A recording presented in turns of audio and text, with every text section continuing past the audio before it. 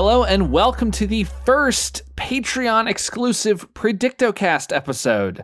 If you are listening to this, you are a Patreon member and you know what we do around here. First off, thank you so much for being a Patreon member. We really appreciate it. And if you donate to the $8 level on our Patreon, you will have the chance to pick a film for us to review for only the Patreons. This month's episode, our first, was picked by our good friend Felipe Sobrero. So thank you very much, Felipe, for donating to our Patreon and just supporting us. And you've picked something pretty amazing. Before we get any further, of course, I'm John Rad, and with me as always is John Rad. Hi, I'm John Rad. John Rad, how are you doing today, John Rad? I'm doing pretty well, John Rad. If if you don't know what we're talking about, just because you perhaps didn't look at the title of the movie, we are doing Dangerous Men. Again, this is the film that Felipe picked for us, and the creator, John Rad, is all over this movie from the beginning. In fact, he is the only name you see on screen during the credits besides the title. He did literally everything about this involved in this movie. He created it, he wrote it, he directed it, he executive produced it, he created the music for it. So this is really a like one-man show here. Even though we have a bunch of people in the movie, he is like the man. He's perhaps the most dangerous man of all. Yes, we are doing Dangerous Men. The guy's name is I'm gonna butcher it. It's Jahinger Salehi. I'm probably saying that very wrong. I believe that he is Iranian, I think. So he was an Iranian filmmaker. Came to America. I don't know much about his career. Looks like he's only made 2 films according to IMDb. He's sort of similar to Amir Shervan, who was the guy who did Samurai Cop, which is a fairly well-known bad movie, or sort of bad action movie. And I feel like this might be in that same mold. I have to be up front, I know a little bit about this movie, so it's kind of a little bit different from our normal sort of predictocast kind of things. I don't know much about the story. I just know that I know that it's very crazy. That's basically the extent of it, and that like when it came out a couple years ago on Draft House Films, people went wild for it, and I just never got around to seeing it. But I knew a little bit. I had seen a trailer here or there, but I don't remember exactly what happens. So I think it still counts, right? I guess. I mean, it's balanced out with the fact that I know less than usual because I'm tired today and I'm stupider than usual. And I've watched 10 minutes of the movie and I don't know anything is going on, which means we're even more in the dark than usual because a lot of this movie takes place in the dark. So that also helps.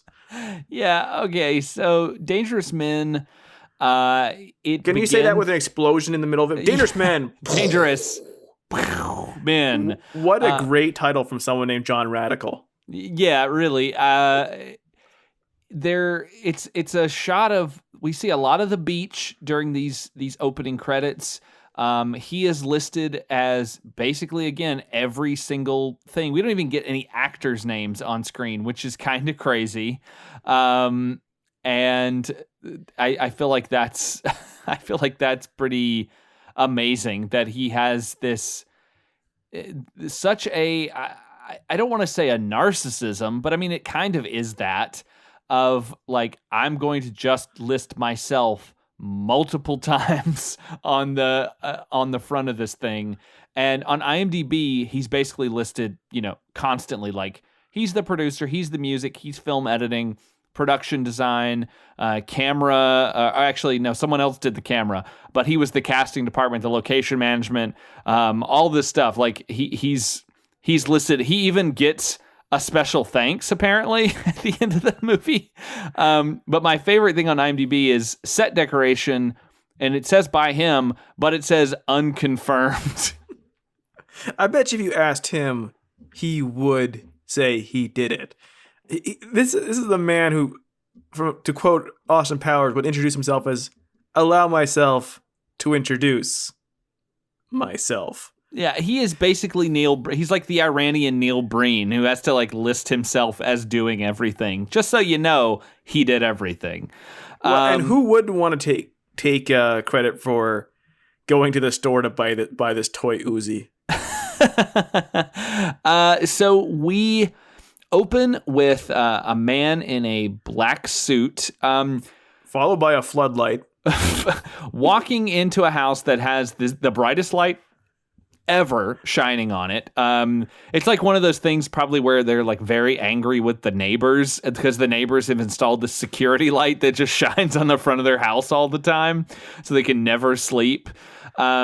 And he goes into a house, slowly walks up the stairs. This is filmed very sort of menacingly, as if this is like a bad guy, a burglar or some sort of criminal that we need to be wary of. And this extends to once we're inside the house too, where he goes, opens the bedroom door and finds a woman who is asleep on the bed in a way that no normal person sleeps. It's weird. It's almost like she's asleep in a way that kind of shows off parts of her to the camera, but not too much. Very tasteful, John Rad. All playing to the soundtrack of the most beautiful synth and bass John Rad has ever written. We should definitely. The music deserves a special notice. It is absolutely, because it does not fit with anything we are seeing. The music's playing here is like the wackiest shit you've ever heard. It wouldn't if put a slide whistle in it, and would be completely in place with a talking cat.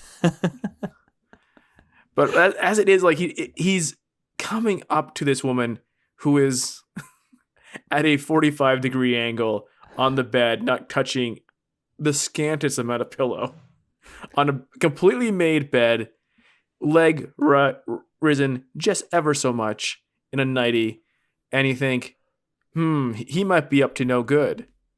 Turns out he's up to very good. Well, he touches her leg and she springs up. Wakes up. Yeah, she springs up and starts kissing, which is my suspicion is that this is just one of their weird sex games. Like, she is not asleep. She knows he's on his way. Like, she heard him come in the front door because he takes the longest amount of time to walk into this house and up the stairs.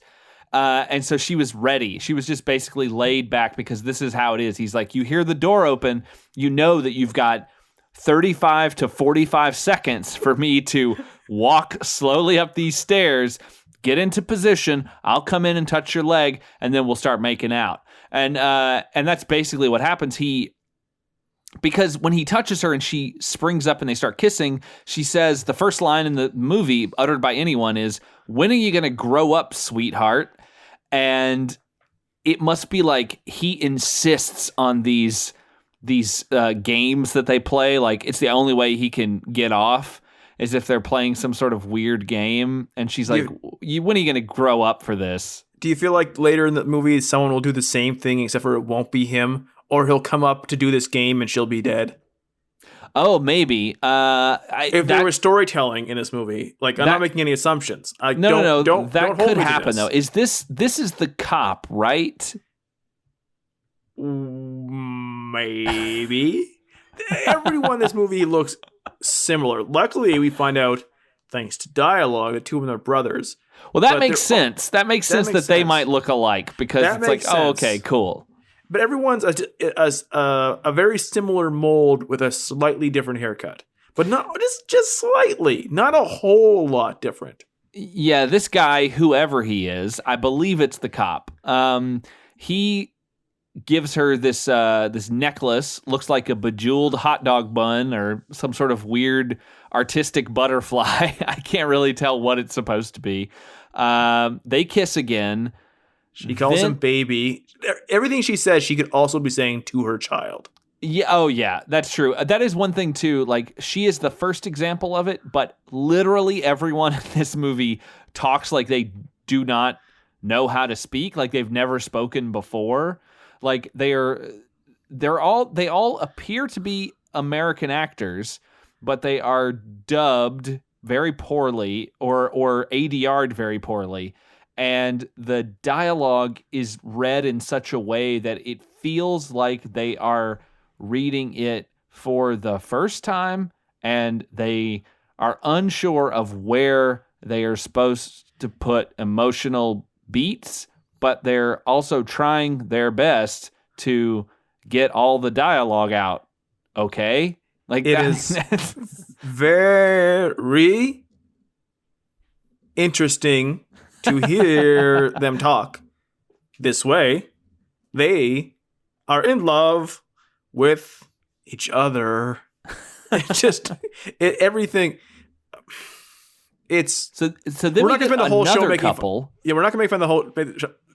We're not gonna spend the whole show making fun of how they talk. Just assume we are behind what we're actually saying. Yeah. So we get another couple. And this is, I thought they were the same couple at first, but then I realized they weren't, but they look so much alike that it was hard to tell. The woman who is sitting there, and again, I don't know any of these names She's, yet. I think, Mina. Oh, okay. And then Daniel is her boyfriend. Yes, and Daniel is the cop's brother. And yes. They're the one who Pac-Man in each other's face. Yeah, we're going to get to that too. She proclaims her love, and he has some issues. He seems to be like, I don't know. He doesn't seem to be able to commit. But then he's like, oh, but I do love you. I love you so much it scares me. And I don't know what that means. That anytime that kind of thing comes up in a movie, it's always very strange to me when someone says like, I love you so much it terrifies me. It's like, no, that should fill you with joy and happiness. Like, oh, I found a person who I love more than anything else, but it's like, no, I'm terrified of it because I can't love that much or I'll explode. Because they live in a world where their love can be taken away from them by so many things that in the real world you actually aren't worried about. But there, to make yourself vulnerable to, like, I don't know, a giant vulture coming out of the sky and taking your love. Anything's possible in the magical world of Hollywood or whatever wood this is from. So he's worried about seeming weak and being mushy, except for he immediately just says it all anyways. And then, like, he's just shown being giddy in love for the rest of the fucking 10 minutes with no reservations whatsoever. Yeah, he seems totally fine with it. Like that we see them making out very passionately.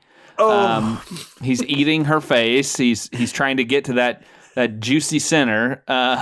He's trying to Pac-Man her face. He's trying to get the power pellet deep within her gore. He looks like he has chewed up his dinner for his little bird.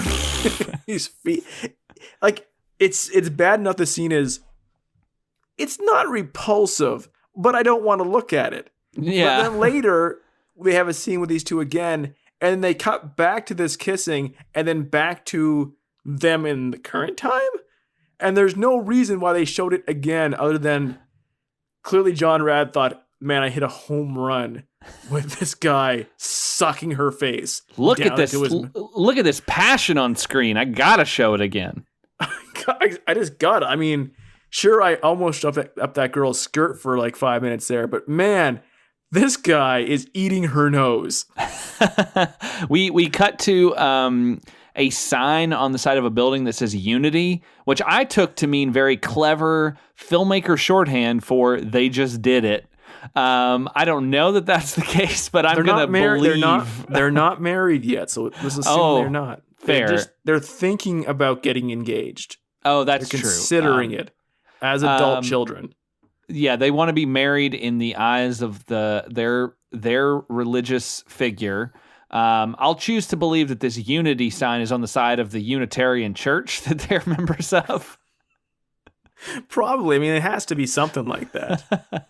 We cut to a guy outside of a store smoking a cigarette. I think that this is the guy from the beginning who brings the bejeweled hot dog bun to the other lady. He's outside this store, kind of just wandering around outside, and they're inside the store is these two hoodlums who are stealing, who are robbing the place. These two thugs, these two punks, and they're holding up the clerk while I think it's a liquor store, right? And liquor store or bodega or something along those lines. And there's a woman who's hiding out in the back, and she's trying to avoid being seen. She's sneaking like a cartoon around the Snapple machine. Oh yeah, I wonder if Snapple had a financial stake in Dangerous Men. John Rad probably approached them like, I can put Snapple in my movie, and they're like, please don't. And they're like, it's too late. I've already done it. Yeah, they for a while there in like you'd twist off a lid on Snapple, and instead of a clever joke or a funny saying on the inside, it would be "See Dangerous Men" by John Rad. It would say, open up and said, bottled by John Rad. This Snapple bottle personally filled by John Rad. The grapes squeezed by the feet of John Rad. So she, the woman runs out and she tries to stop them. She basically yells at one of the guys for robbing her store. She's like, "Hey, you motherfucker, what are you doing trying to rob my store?" And she tackles the guy and tries to grab the bag away from him, which has all the money in it.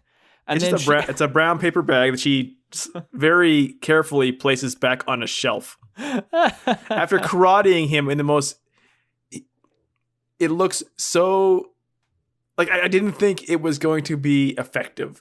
Because, A, she may weigh 100 pounds. And 2... she's karate chopping him like she's an action figure from an 80s toy line. But it worked. But unfortunately, it didn't work well enough. No, the other guy turns and he yells at her and then shoots her with a little toy Uzi, which is real in the world of the film. And it shoots just one bullet, though, which is pretty impressive considering it's an automatic gun. He has got amazing finger control. Like, it is... He just knows. He practices with that thing. He knows how to just fire off one bullet if necessary. And as you pointed out when we were watching it, it looks like she catches the bullet. Yeah, it's an impressive magic trick. Like, fire that gun at me. Are you sure? Yeah, I'm going to catch the bullet. And she just puts her hand, like, there's no explosion or really that much of a sound effect or blood. She just all of a sudden grabs her chest like she caught a bullet or something and then slowly falls. But then we see later there's blood all over her face. So yeah, the man outside, who it turns out is a police officer, he runs in, he kills the Uzi guy, and he apprehends the other guy. We don't really see where it goes. He just tells the convenience store clerk to put his hands down. He says, "Bring your hands down," which that's not how you say that sentence. And also, why was he so mad at that guy's hands still being up? And also, this business casual cop with his sleeves rolled up, no tie, unbuttoned top dress shirt. Why did it take so long? He was just outside. Like, someone had to pull out a fucking Uzi before he noticed. Yeah, like, it seems like he doesn't run in as soon as he hears the gunshots, although maybe he's trying to stake out the situation, see where his best moment of opportunity is. I think he's pretty proud of himself guys. Because the next time we see him, he's super happy. Like, he's relaxing in this, like... in a hotel room? Southern Florida hotel room with wicker chairs and well, no, that's his paintings. Brother. Oh, wait, but also there's wicker chairs in his room. That's right. They just got all of this at a store that was going out of business. They bought all their furniture. That, or he took up the offer to tour a timeshare unit. He would get a chance to film while he's there, get the speech, turn them down, and get free tickets to Disney World, and at least 3 scenes filmed. And a continental breakfast. He arrests the guy, and then that scene ends, and then we get to Daniel, who is the guy who had some intimacy issues slightly with who we're thinking is Mina. Her hair looks a little different, but also she's lit in this scene in the old-fashioned use of the word lit. As in the first scene where they're discussing their love for each other, they were completely enveloped by the dank. And she has brought Daniel over to meet her father, it appears. Another dude. Another older man. Like, it's hard to tell. He's a guy with a beard. I'm assuming it's her dad because they have a discussion about how they want to get engaged. And like I said before, they're just at this glass table with wicker bottom. They're giggling about how they want to get engaged like they're little kids. Cut to them on the roof again, the scene of him Pac-Manning her face, just chowing down on her lips like it's his last meal. Back to them again with no explanation why they brought that scene back in. And I think this is when Daniel calls his brother, who is the cop, and I guess tells him the good news. Like, hey, we're getting engaged, and they have a very stilted conversation. She goes, I like Mina. Oh, that's right. Yeah, that's how we know her name, because he stretches it out. And then they go to the beach. They're out for a nice an afternoon drive. They head to the beach where they make out some more on a rock. And at this time, we're introduced to two bikers who are riding around, and they decide to make a stop off near this beach. And they talk to each other. One of them says to the other that he's been complaining that they're not going to have any fun. But he motions at the couple on the beach, and he says, hey, it looks like our luck's about to change.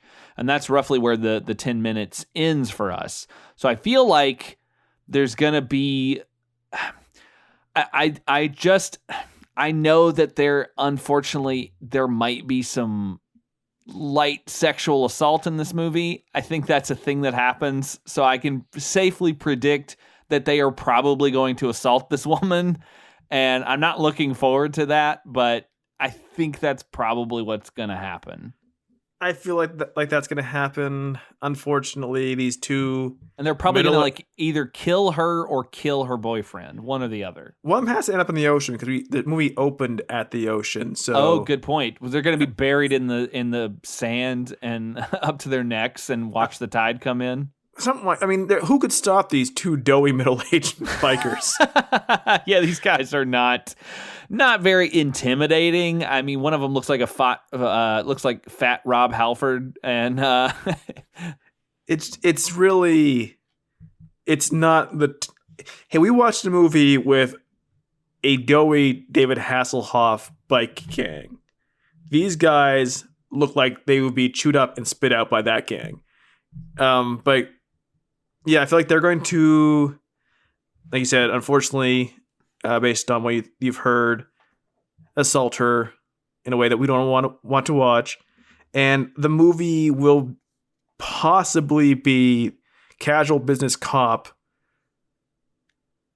him going for revenge as a dangerous man versus these dangerous men. Are these men that dangerous? I don't know, but what if it's her? Like, what if she is the person who gets revenge? What if they... Yeah, I wouldn't... I mean, he's already shown how weak he is by saying, I love you. So we know he can't... His masculinity has been stripped.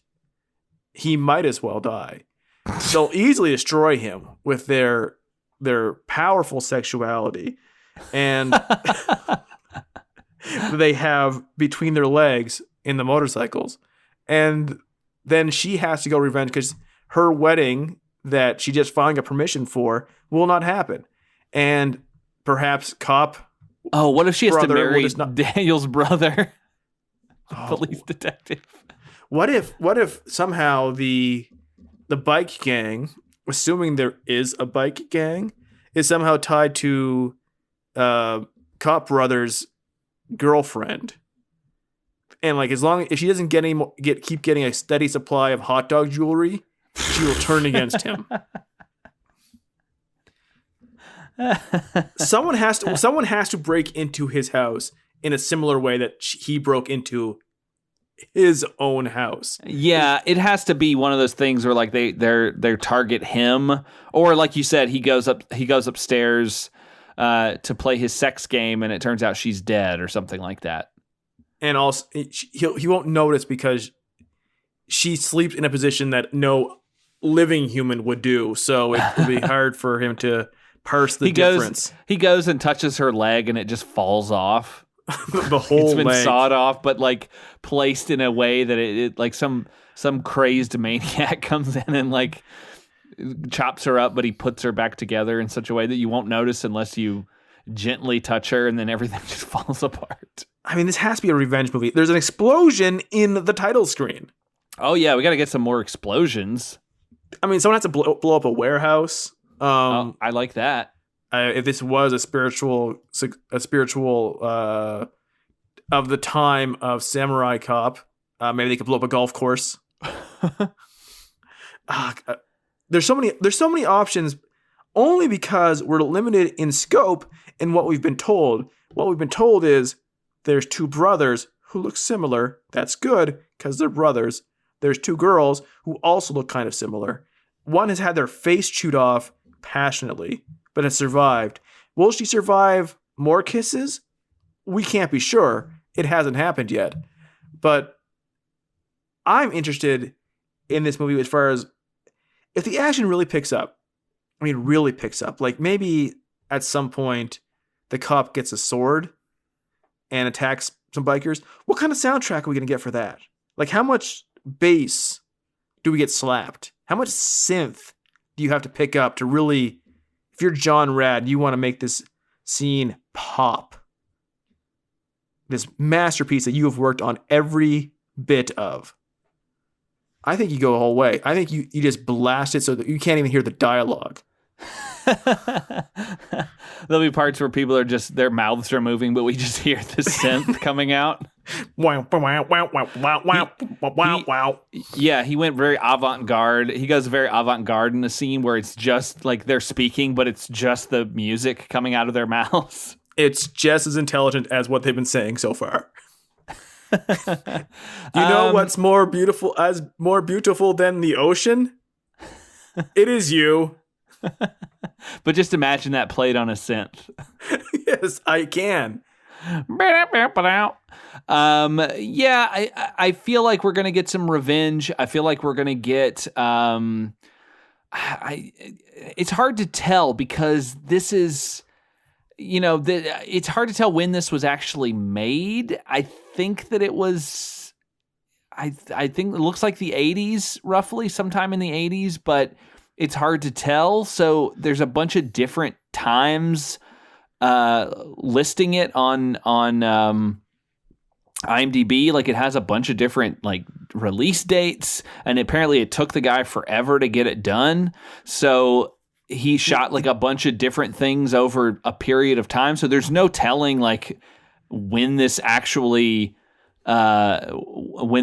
takes place or like anything. So it's hard to know like where it's going to go, because I'm trying to place it sort of in a historical moment. Like it looks a little bit like Samurai Cop. One of the houses that they're in looks like the house that all the guys share in Miami Connection. So there's like some things that I'm getting from it, but it's hard to know like what sort of tone it's going to take. I like the finding out that it took so long to make, because that would explain why Mina's hair is so different. Oh yeah. Scene to scene. There's probably scenes that jump around in time. Like we'll be, you know, we'll move from one scene to the other and we'll go back in time 20 years. I it would be great if like he shot the movie and thought, you know what, for them to really want to get revenge for the death of Mina, assuming Mina dies, but we had to really care about them. So let's go back and insert more scenes of them kissing to really establish what a love that has been destroyed by this vicious gang of two bikers. Yeah, you gotta make sure that the people know that they love each other. I have the idea, like, you know, they're not at the beach at night. It's broad daylight. and it's not like they're in the middle of nowhere. They're just on the side of the road. Like, there's two bikers pulling up and like, it's been a stressful week at work. Haven't had much fun lately. Let's go kill these two people.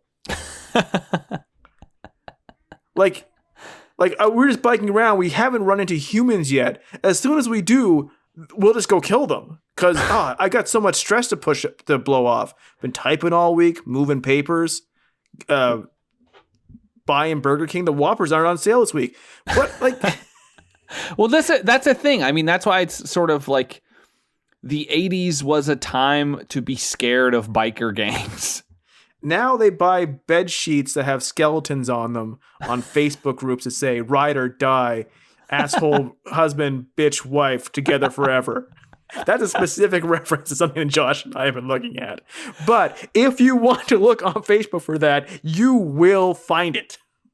Yeah, I mean it's pretty great. Like, they're the craziest sheet set I think I've ever seen. Only 100 being made, except for they're making 4 variations with slightly different wording. Fuck. So yeah, I don't know. I mean, I think this is probably a good place to wrap up this thing, because we sort of know, I think, where this thing is going to go. I feel like it's going to be a revenge movie. I feel like one or two is going to die. Like, either if they both die and the cop has to get revenge on them, or Daniel dies and she has to get revenge, or she dies and Daniel has to get revenge. Someone's dying, somebody's getting revenge. I feel like that's just where this movie has to go. It's not the details that matter in this one for me. What I'm excited about is that this movie is of a budget and of a authorship that you know that when shit happens, it could be bizarre crazy, like logic out the window crazy, just because of how this movie is made and the quality of it. And that's the excitement for me right now. Not what places the plot will go, but how the plot will play out in front of our eyes and the quality therein. I want people to just die in the dumbest ways. The stupidest possible deaths. The Toy Uzi was pretty good as a pallet waterer, but I want a little bit more. I want that game just to continue to gain steam. I want a big boss fight at the end. I want a fucking boss battle at the end that they have to work towards. They have to get through the minions to get at a boss, and the boss to possibly have a ponytail. I hope so. But I think this is a good place to stop, and I think it's time for us to watch the rest of Dangerous Men and find out if we are in fact dangerous men. And find out, wake up tomorrow that my life has been scripted all along by John Rad. Come on, man. If anybody could write your life, wouldn't you want their name to be John Rad? It would be an ironic thing if you based it on my life. And because this is Patreon, you do not have to wait. In fact, you'll only have to wait like 5 seconds for us to talk about part 2. So stay tuned. We'll be right back. I'll be screaming when we come back.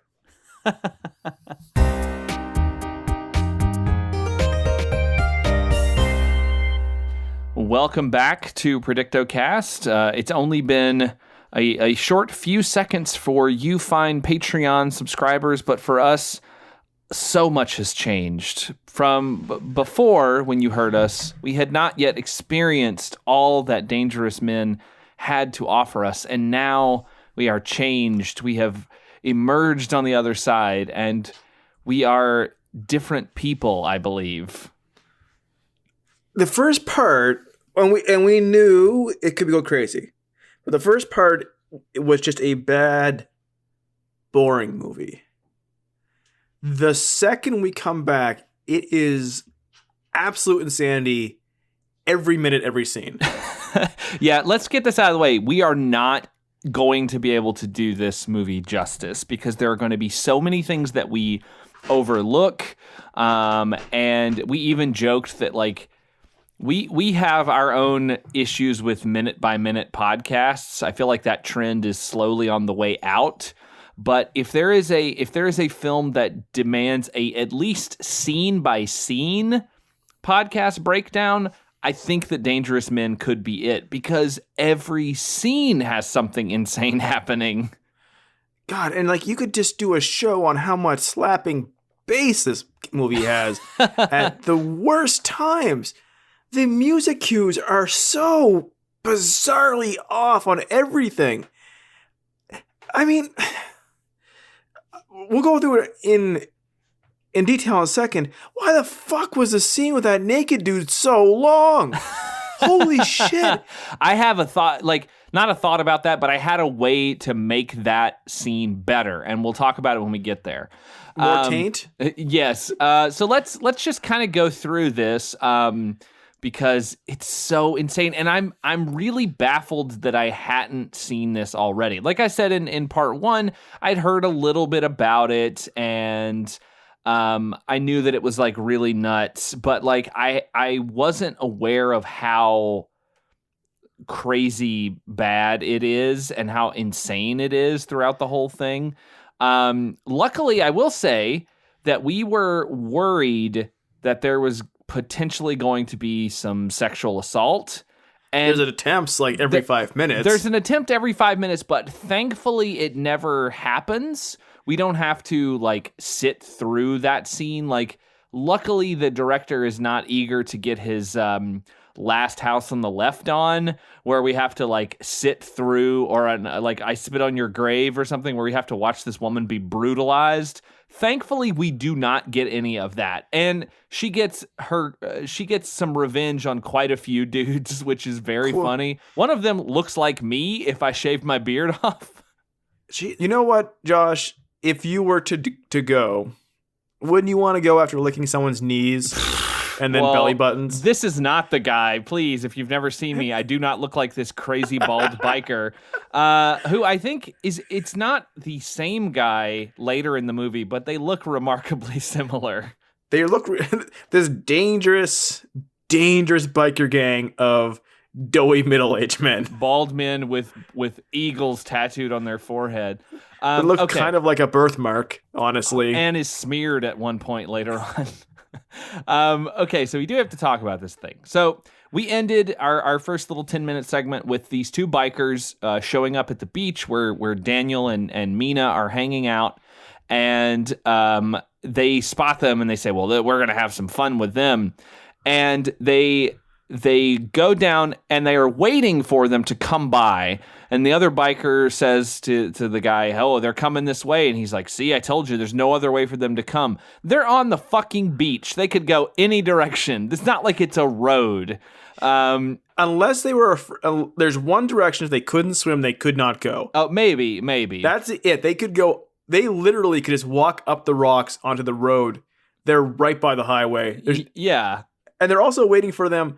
They're laying in the sand on their backs. Like it's not like they're laying down so they can sneak up on them. They get up when they get closer. Yeah, so they come over, Daniel and Mina come over, and they kind of hassle them a little bit, and they're like, oh, why don't you come with us? We're real men. And they are insulting Daniel, and they're trying to pick up Mina, and Daniel and Mina are sort of like, no, get out of here. We don't want anything to do with you. So they leave. Then they were like, as they're leaving, they're talking to each other, and they say, well, let's go back, and you keep him busy, and I'll get her, and then we'll switch. And so you're like, okay, cool. And also, you're saying it with too much emotion. You had to sound like you're talking about like playing cards later. Like, oh, you take him, and I'll take her. Yeah, I love it. Ha ha ha ha ha. So they go back. They do this the worst sneak attack ever. He's like saying like, oh, we have to ignore them. Stop pulling on my arm. Meanwhile, they're like cartoon sneaking up on them. These two large, doughy men. Yeah, it's so bad. So they attack Daniel. They grab Mina, and the big bald guy, and he takes, what is his name, by the way? Isn't it something like Sludge or something? I can't remember what it is, but it's something obvious, like obviously biker like, but I can't recall what it is. All but I can recall is the later bald guy is named Dutch, and he basically dies 2 or 3 times. Oh yes, okay, that is Dutch. Oh, man, it's like I want to say that it's not Lou because that's not a biker name necessarily, but it's something. Oh, it's Tiger. That's it. Oh Yes. yeah, she's like, why don't you take? Whatever, we'll get there. Tiger is the bald guy. Lou is his friend, and Lou is fighting Daniel. But Daniel gets the upper hand, starts strangling Lou. And then Tiger stops what he's doing, leaves Mina, goes over, stabs Daniel. They're both dead. So Daniel's dead. Lou is dead. I love this because like Daniel's choking Beardo forever. Like just it goes on for ungodly amount of time, and then finally Tiger looks over and he sees what's going on, and he's unbuckling his pants very slowly, and he goes, "Oh shit, man." And then slowly walks over and then has the least passionate discussion about losing his only friend I've ever seen. Yeah, he's like, "You killed my best friend. You killed my only friend. Damn it." And he tries and he to walks off. Yeah, he's like, "Well, fuck this. I'm sad now." So he goes to leave, but Mina has suddenly figured out, like, she has developed this plan in the 5 seconds that she's seen her fiance die. She has decided that she needs a real man now. And then, of course, that we know that this is like a fake out, but she really does switch very quickly and goes up to Tiger and is like, "I need a real man. I'm free now. I can be with you." And he's like, "You're crazy." He's like, "You're crazy. It doesn't make any sense." And then they fucking go to a restaurant together. Well, before they go, we get some awesome John Rad music where "Goodbye, My Love." "Goodbye, My Love" is playing. There's a person It's so bad. There is a person singing a song, and it's just "Goodbye, My Love" as they're walking along the beach together. They go to this motel. They go to get dinner at the motel restaurant. They have both their murder on the beach. Yeah. And now they're just having dinner. Well, Tiger is not one to let an opportunity go down. He's like, he is saying to himself, "Okay, I was going to try to get with this woman. I was going to try to force myself on her, but now she seems into me. So now it can just be on the up and up. I killed her boyfriend. So there's some negative energy there, but she obviously likes me for real now. So it's going to be more fun for both of us." But first, I'm very hungry. So let's sit down and go to the motel restaurant and just have a meal. Have a steak. Because have a steak. No, you do not eat a steak at a Motel 6. That's like a 50-minute experience. They had to sit across the table from each other. Yeah, because so they order a steak. She clumsily drops her entire plate on the floor. Not like, "Oops, I dropped my knife." No, she just tips her plate over so that everything falls on the floor.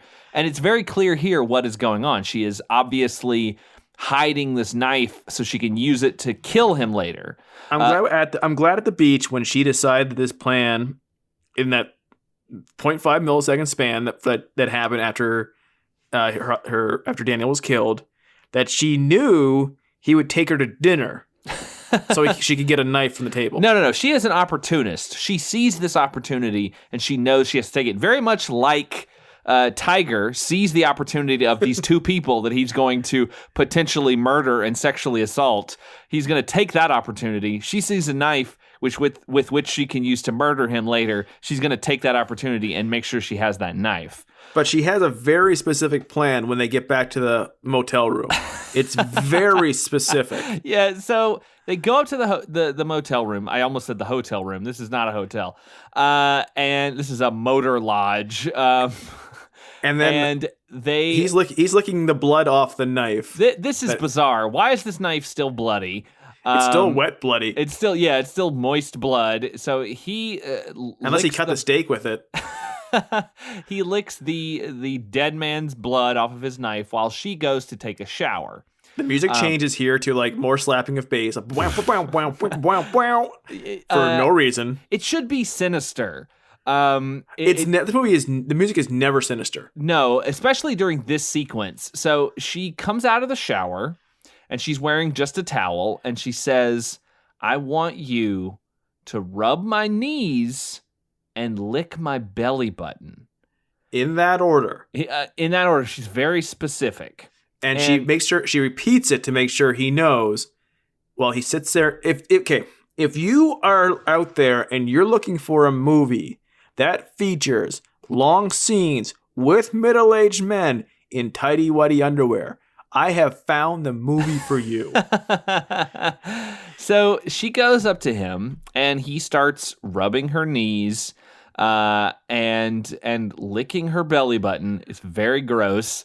There's this wonderfully terrible, every now and then we'll get a really muffled ADR in this movie.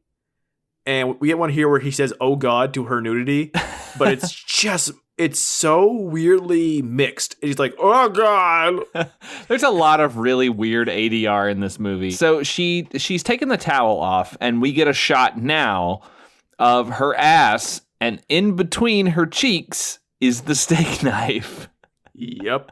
How does that work? I mean, she must have some really like good glute muscles to clench that thing and hang on to it so it doesn't fall or cut her accidentally. Here's the thing. Like, I wish we get a lot of flashbacks of her and Daniel and her dad. And that relationship is very bizarre. Oh, it's going to get real bizarre in one scene. Literally the next scene, it's going to get real weird. But they had to put one scene where she was just working out that butt. And I wouldn't be, like, if they put that in this movie, I wouldn't think anything of it because this movie loves women's asses. Yeah. Just loves them. If she had been at like the gym when we met her, like doing the stair machine or something, like just something to give us an excuse to show off her butt early, but also to be like, oh, she's got really strong ass cheeks. Like she had like a surprise. She had bought her fiance a surprise magician wand. Say he's into up close magic, as many dudes are, and she's hiding the gift of this magic wand in her butt crack. It would have given us like, oh, the backstory. She's been practicing because she wanted to wait for the perfect moment to give him this wand from the crack of her ass. And then she used that knowledge to then get revenge for him. That would be a nice little full circle there. So she pulls the knife out and stabs this guy to death. We see her butt jiggle. Well, yeah, we see her ass jiggle as she's stabbing, and this is when the music is still just the happy-go-lucky, goofy circus music. It's the happiest jangly music I've ever heard. While a man is being stabbed to death. Yeah, it's so poorly done. Like there are a couple of tracks that I think are okay, but the one they play the most repetitive, is also. It will drive you insane if you have to listen to it for too long. And okay, I'm going to put a little point in here. We're going to talk a lot about this movie as far as it being bad and incomprehensible and paced poorly and just bizarre. The biggest problem that's going to happen over and over again is that this isn't a movie it's not a language barrier or a culture barrier. He doesn't understand how humans do anything. It's like there's a complete over 3 decades of him never understanding how humans do things ever. Because no one is, and it gets worse and worse, especially David, but no one acts like a fucking human in this movie. No, that is absolutely true. This is a good point. We can bring this up now because you sort of alluded to it. It took him, I think, roughly 20 years to finish this movie. So there are scenes that were shot sometime in the late 70s, early 80s. There are scenes that were shot sometime in the 90s. There are scenes that were shot maybe in the late 90s. It's really hard to tell, but you can tell there is a difference because the film grain changes, and there's documentation rather out there about this movie taking a really long time to get done. And there are characters who talk across time, talking with characters who are not in the film any longer. And it's really kind of interesting to see how he tries to cobble together a seemingly coherent story. And I think in broad strokes, it totally makes sense that a guy dies and both his fiance and his brother set out to get revenge for that.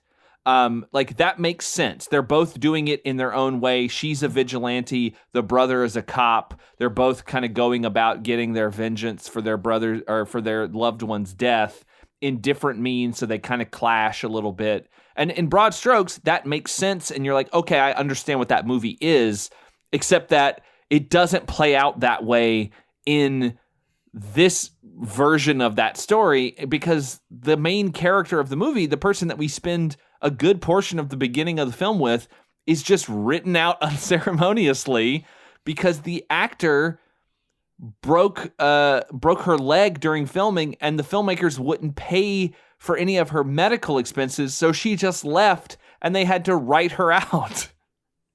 And you can see it in that her character Mina and the Danny's brother David, they're both going to figure out, like you said, they're both going for revenge in their way. He's trying to solve the crime and stop the biker gang that did it. She is just killing all men. Yes. And their stories do not intersect at all. No, and I think that is the result of, obviously, the actors leaving or having to piece this thing together, because I feel like her story would have been the entirety of the film. It just didn't. It didn't work because they couldn't finish filming with her, so he had to figure out a way to write her out. And here there's the story of the movie in itself. Something happens. He's created a scene. He's created a character, and it doesn't work. Like, yeah, take it like he could have done this all in a year, right? And told the story he wanted to tell. There is a touch of it's not a Sharknado thing. This guy has, it's totally unintentional inability to create something that makes sense. Like, whatever he's doing, broad strokes, he has a story, but the details, he has no talent for it.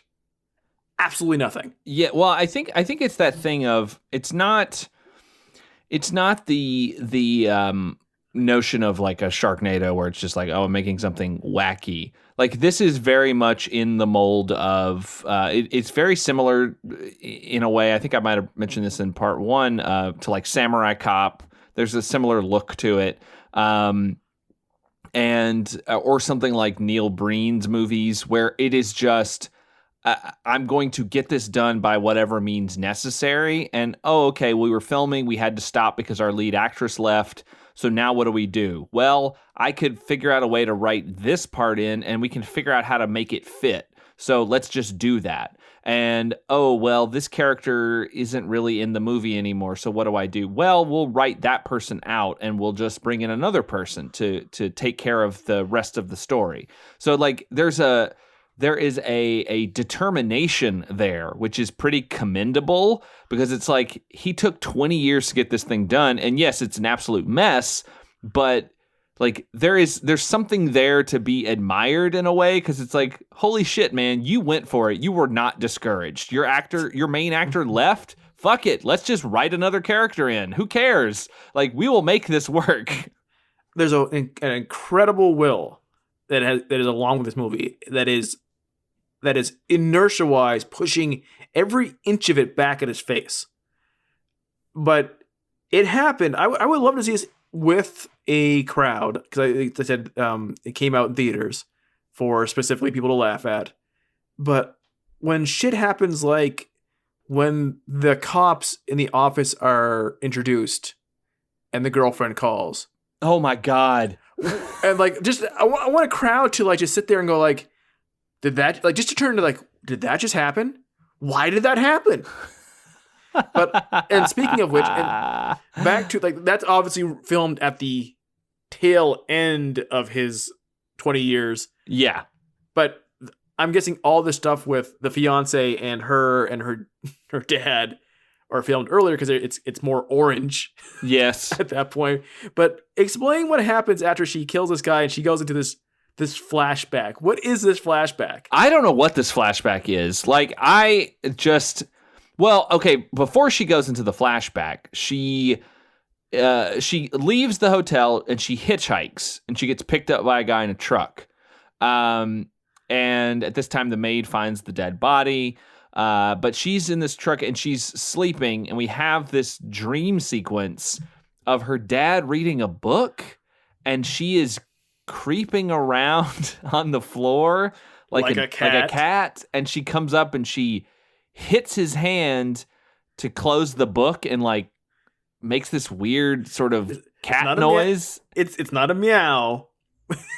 Like, I could tell it's supposed to be a cat, but it is definitely not a meow. She's just yeah.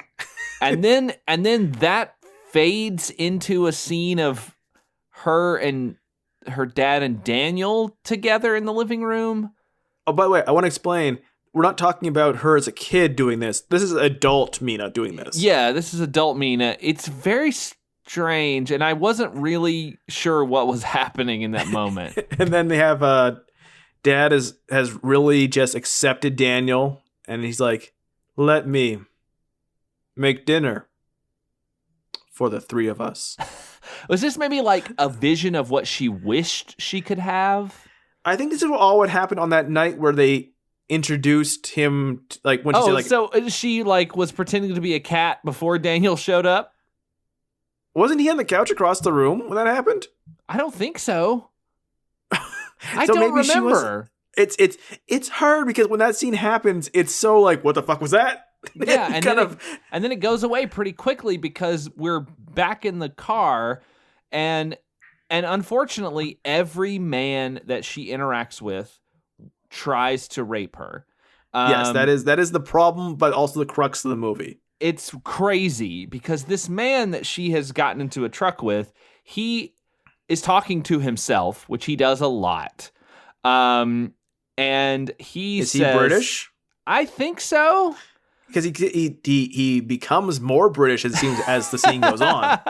Yeah, he just seems like an old man at first, and then he becomes this like British fancy boy. Like a member of the House of Lords who got caught with his pants down. But like at the start of the scene, he's just a guy picking up a hitchhiker. Yeah, he says out loud, he's like, well, she looks great. I'd be a fool not to. She's just what a sad old husband like me wants, or something like that. He's like trying to rationalize what he's about to do.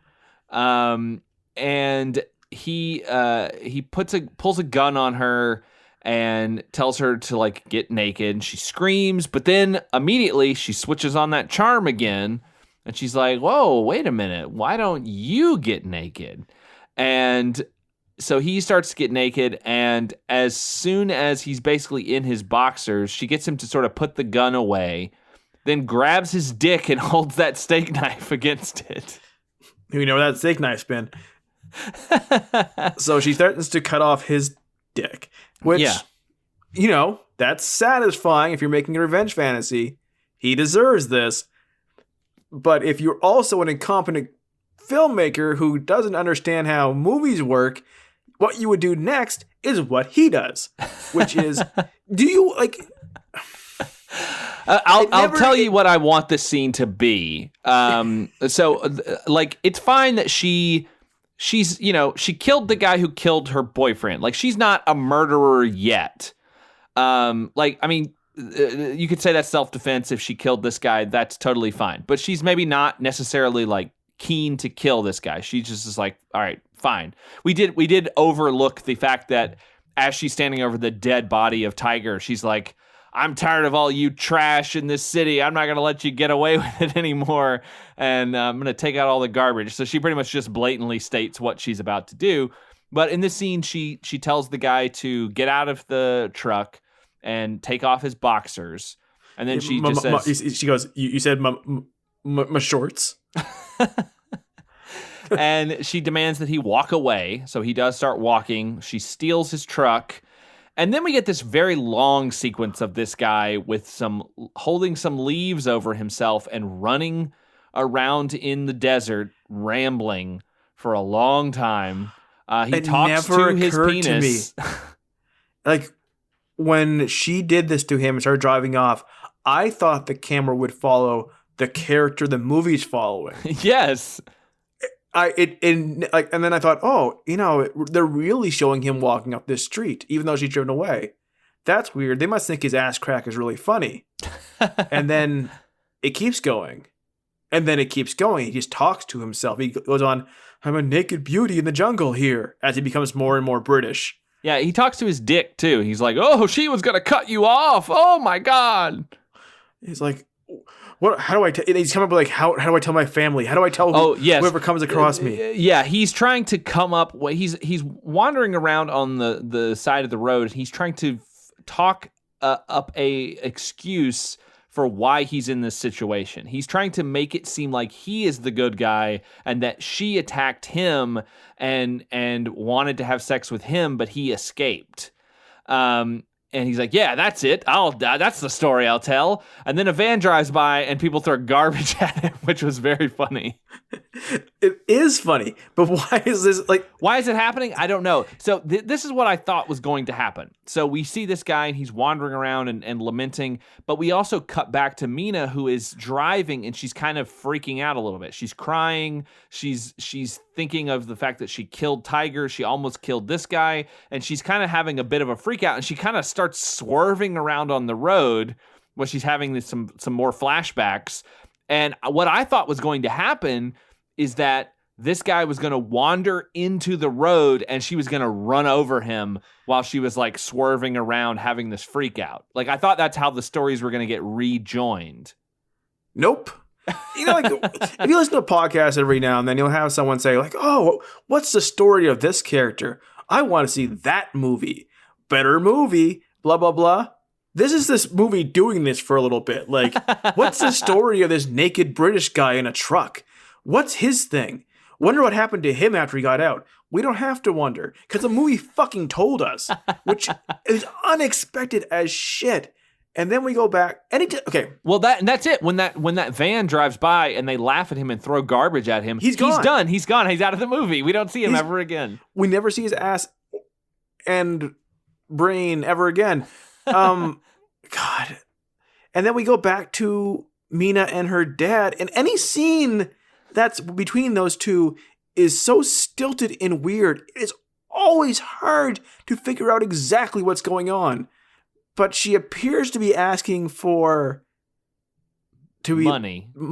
But she says it in a way like, you must release me to live my life. Yeah, no, she says, let me go where life leads me. He's like, here's your passport of money. Which what? Okay. He gives her this little card. He's like, this is your entire savings account. And then she leaves the house and she starts slightly jogging down the street. Not towards a car. She passes the cars. She's just going down the street. It's a cul-de-sac. Like, where is she going? There's houses at the end. The street doesn't go to another street.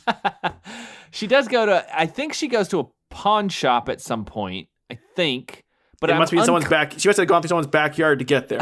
I'm unclear where this office is. She goes into an office, talks to a guy, and then that's it. We don't see anything. Like, she doesn't buy a gun that we see. She doesn't buy any knives that we see. We just see her go to this office and talk to a guy, and then that's it. So we... from this point on, everything we're going to say actually happened in order. Because at this point, like, it is going to be rapid fire. Like, something happens, makes no sense, but it happened, and just keeps going. Because now we're going to go to the police office. Yes, the police detective who is That's his name. He doesn't have a name. His name is Police Detective. He has no emotions. He doesn't. In fact, David, who is name checked several times, is listed in the credits as Police Detective. But he is a different police detective from the police detective that we are meeting here, who is talking to David. But they name check David constantly when David's, I'm using air quotes here, calls on the phone later. David. I'm like, great, I know David's name, finally. Like, I don't know anybody else's name besides him and Black Pepper. Yes. So BP. the other detective, who, again, I cannot stress this enough, does not have a name. He gets a call. This is when he gets the phone call from the woman who is saying that, like, I need you here. And then there's a smash cut and they're having sex. And that's the scene. Okay, I want to... I don't know how best to explain that, because that's basically what it is. He is talking to David. He gets a phone call. A woman is mad at him because he is not there. Cut to them together having sex. End of scene. I got to stress this one, though, because just to really break it down, we are introduced to David, who is the brother of the dead Daniel. But he was also the guy who stopped the crime, liquor store robbery at the beginning. So he's been in the movie. Yeah, he is a character. He is talking to a guy behind a desk who, up to this point, and for most of the rest of the movie, is not a character. No, he's a guy behind the desk giving some plot details to David for the audience. He has no emotion. He's just reading he might as well just be reading a card in front of his face. He is completely not a character. The non-character gets a call from a character who is not in the movie besides this scene. She calls and says, I need you here. I miss you. You never make time for me. He says, I'm a cop. They say baby about 50 times. I'm a cop, baby. I can't, my time isn't my own. This is where, if he was a character, you would be building a story of he has a relationship problem because being a cop takes up all his time. Instead, in 2 seconds later, this non-character is naked with his girlfriend having sex. And then they are gone. And she is not in this movie anymore.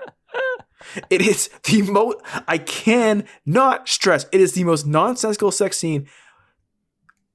And we have seen some ones that have made no sense. This one makes no sense. It is the most shocking and pointless and short sex scene with full nudity I have seen maybe ever. Yeah. It is like, he's not a character. She's not a character. No. And they aren't going forward either.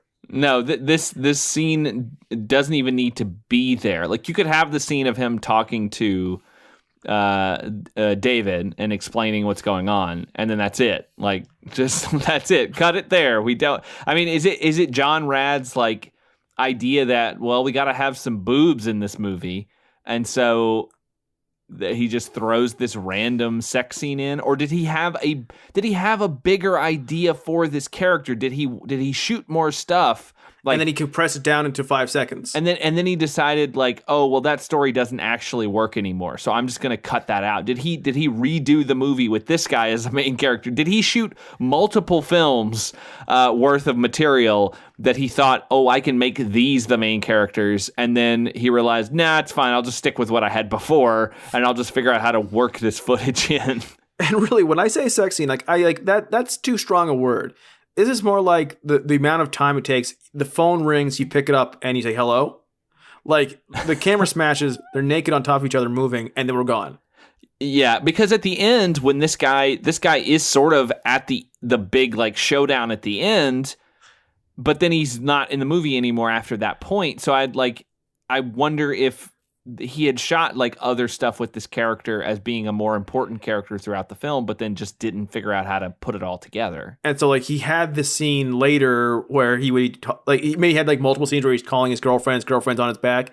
Instead, they compressed it into a 20-second period, and that's great. So, but that makes no sense. So let's get back to the actual plot of the movie where Mina picks up a hooker. Yeah, so Mina is driving around. She sees sees a woman, realizes, oh, this is a sex worker, and she picks her up and she's like, I want you to tell me all about your life.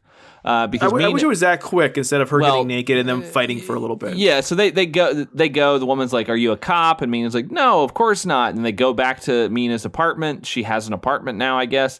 And she's like, "Oh, okay, this is nice." So the woman starts to get undressed, and she's like, "What are you doing?" She seems very naive here. Yeah, Mina cannot wrap her brain around why this sex worker got naked with her. Well, I mean, she knows, utterly baffled. Yeah, she knows enough about what this woman does to know what she's doing by picking her up.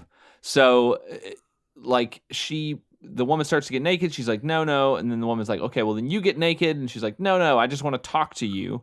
And she says, I want to become a woman of the night, which is crazy.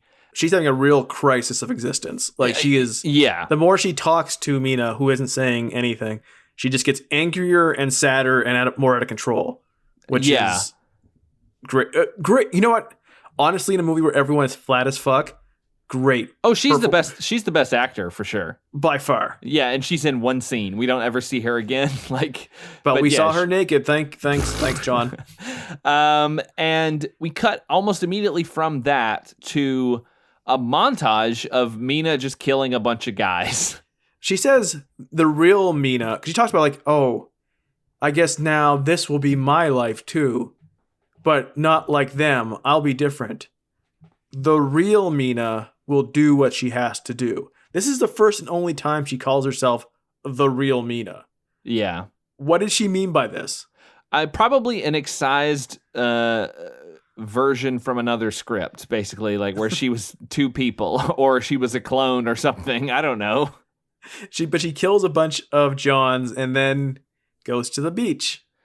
Yeah, okay. So can we talk about the song? Because another song literally, it might as well say incoming, here comes a song. She wrote, I didn't write down exactly what she wrote on the beach, but she wrote some words on the beach. And one of them is it starts out for basically her sort of way of letting go of Daniel. It's saying my love, blah, blah, blah, something, something. And as you're reading the words, the lyrics of the song kick in, and it's the words that are on the beach. So you are reading the lyrics of the song as they are being sung to you. It is crazy. I loved this. That's when you have one guy do it all. He doesn't have to ask somebody what the song is going to be at this point because he knows he wrote it. Yeah, the words of his heart are in the sand. She has this amazing flashback. Her shitty seashell art. She made Daniel a seashell wreath. Why did she give him a seashell wreath? She sells shitty seashells by the seashore for shitty seaside Christmas. And he reacts pretty much how you would expect. Oh, okay. This'll smell good. It's a bunch of shells. I'm glad my adult friend did this for me. Her car has somehow run out of gas when she got to the beach, so she decides to hitchhike underneath this big sign that looks like it says Steve Harvey. It literally does say Steve and then Harvey. It's the two most obvious words if you're looking for the word Steve Harvey on everything. Yeah, there's which this I big, am. There's this big these big rocks and they have graffiti all over them, but the most obvious graffiti are Steve and Harvey. So you're not. She's gonna play the feud. You're gonna play the feud. Number one answer on the board. The question is, we polled 100 people. If Mina is picked up by while hitchhiking, what will that dude try to do? Number one answer on the board: try to rape her. Survey says, yeah. So she gets picked up by a guy who almost immediately just pulls off the road and is like, "Well, come on, let's have some fun, and I'll take you where you want to go." And she gives him no time and shoots him dead and then pushes his car off a hill, which it explodes in, I think, the same explosion from the Death Star. So I thought, considering her car ran out of gas, she would probably try to steal his car or something. Instead, she decided to destroy the car too. Apparently, I didn't expect this, but the man who is now a corpse was made of 60% TNT. Because it rolls down his hill, not a cliff, a hill, and then, like you said, the Death Star explodes. It's gigantic. Yeah, it's this huge thing. And the funny thing is, too, is that, like, this is a very low-budget movie. So they really just pushed a car down a hill and probably left it there. Probably. Because I can't imagine. So, okay, so I do have to say this. This is on IMDb trivia. This may be true, who knows? But it says the car, which is pushed down into the gorge, belonged to John Rad's daughter. Even though she had paid for the car herself, he took the car without her permission and only told her she would never see it again. It wasn't until 20 years later when she saw the movie that she learned what had happened to it. I mean, anything for this art, for this amazing piece of cinema.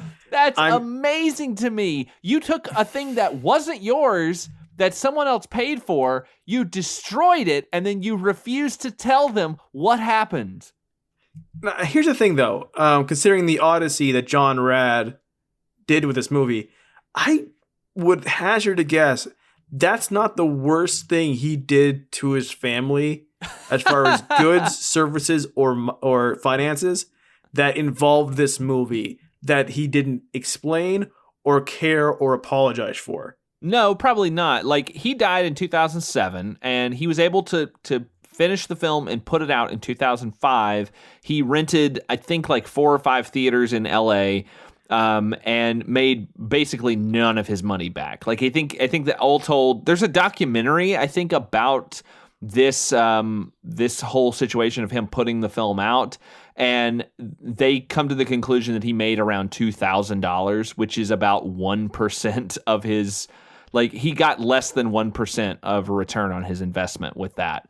But he died in 2007. This movie wasn't found and re-released by Drafthouse until 2015. So he never got to see it restored, and he never got to see it like with a huge audience, or like see the kind of response from people finally seeing it and like it getting out and getting on the internet and all that. So he didn't really have a grasp of what kind of film this would be. And yeah, I'm sure you're right. He probably did some really awful things that his family didn't know about until they saw this thing. And from what we gather from looking up at that, he probably wouldn't enjoy the reaction to this movie. No, his there's some story about him seeing it with a crowd at a midnight screening before he died, and he basically said everyone just seemed like a bunch of drunk people to him, and that his daughter believed that he probably wouldn't have understood like the whole "so bad it's good" kind of thing. Well, he doesn't understand how humans react to anything, so true. I can believe that. Good point. He has that lack of understanding. So we get. So this is the best scene in the movie. Which one? Are we talking about the bar? Oh, no, we're not at the bar yet. This is where the police chief talks to David on the phone. Oh, yes. Okay. It's so there's nothing I can say to give it justice if you don't watch it, because all the whole funniness of it is David's audio. But it's so funny. Yeah, so we get the chief, who is ostensibly our hero of the film, which we'll learn at the end. This older man who is talking to David, and basically being logical here and saying you cannot investigate your brother's murder because you can't be objective about it. Like, this is not going to work very well. You're going to get too wrapped up in all this emotionally, and you're not going to be able to have a clear head, and things are going to get away from you. And I mean, that's basically the scene, but the way it plays out is so hilarious because the audio from David's side probably was filmed maybe a decade before. It's hard to tell. Because David is in scenes with him at the end, isn't he? When David gets the shit beat out of him? Maybe, or is that a body double? Or is that somebody with David's hair? Maybe. It's hard to tell. Maybe that's why he gets knocked out, so they don't have to have any scenes together. I can't tell. It's him on the phone, and every time David talks, and this isn't going to be super exact. You'll have to watch it. It's like somebody has like a hand tape recorder, a really shitty one, off pretty far from the camera, and just hits play when it's supposed to be David's time to talk. So David's voice is super quiet. Like we're actually filming his voice coming out of a speaker going into another character's ear that we shouldn't be able to hear. It's just so quiet, and he's so like David. Everything David says is unemotive and mumbly and the worst. But on the phone without his face there, it's so much funnier. Like he's this whole argument. Then at the end, he's like, "Yeah, so long, Chief."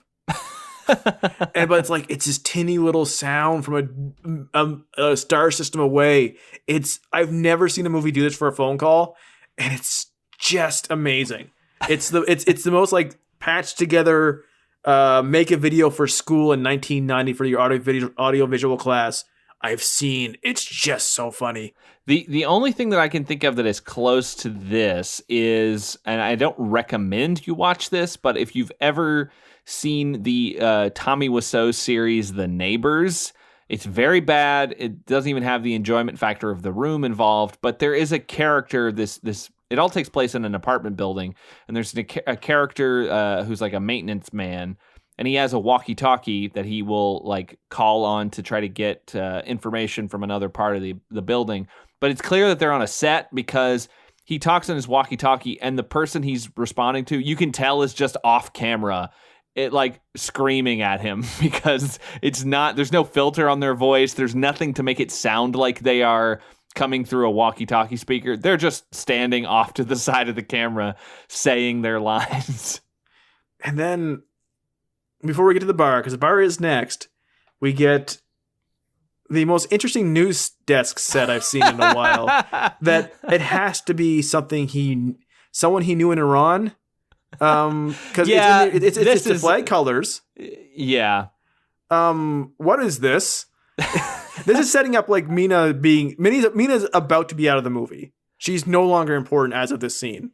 Yeah, it's like it's a broadcast about her crimes, and the way she reacts to them, it seems like she didn't realize what was going on. She's so shocked.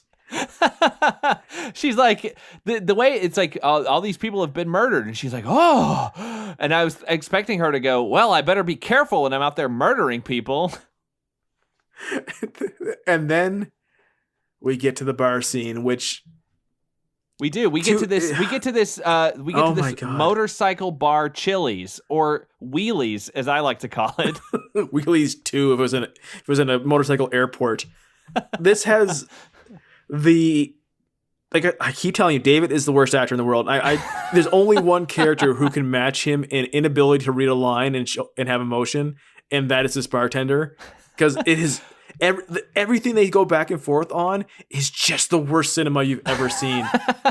Well, you hear that they're going to a biker bar. You hear like David's like, okay, he gets his information from the other detective. They bring up Mina. They're like, oh, Mina might have been involved in some of these murders, and you need to stay away from it, and blah blah blah. And he goes to the bar. Mina has nothing to do with this biker bar, by the way. No, nothing. but you hear about a biker bar, and you conjure an image in your mind, like, okay, I know what biker bars look like. I am aware. I know what this place is going to look like. And then when it cuts to this fucking TGI Fridays, it is not at all what you're thinking. It is way too lit. It does not. It has plants everywhere. Like, there's wallpaper. There's sports shit on the walls. Like, this is not a fucking biker bar. It's not a bar. It's a restaurant that has a bar in it.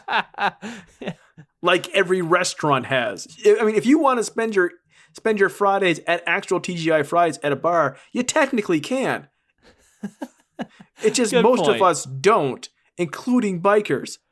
So But, I did not realize until later that the woman who is playing darts is the woman from the beginning of the movie.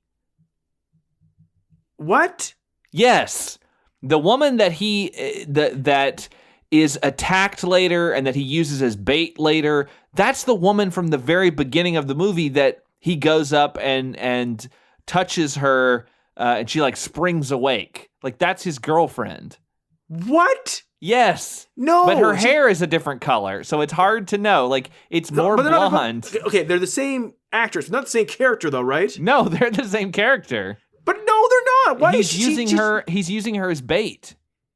But yeah, he is later. But what's the point in the first part? He's using her as bait there too.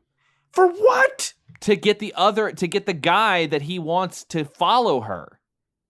But how would he know that that's the one who would follow her? Because she talks to that guy, because that guy tries to come up to her and she's giving him eyes. And then when he tries to approach her, she like pushes him away and leaves. So he knows that she's going to get followed by this guy. So is that why she goes down the beach by herself in the skimpiest thing ever? I think so. What? Yeah, I think so. What? I'm not totally positive, but I believe that this is the same character. I'm almost positive it's the same character. I want to read some of the great audio, like before we talk about David and the waiter. I'm gonna skip ahead for a second where we're talking about her and the bikers. What the fuck is same character?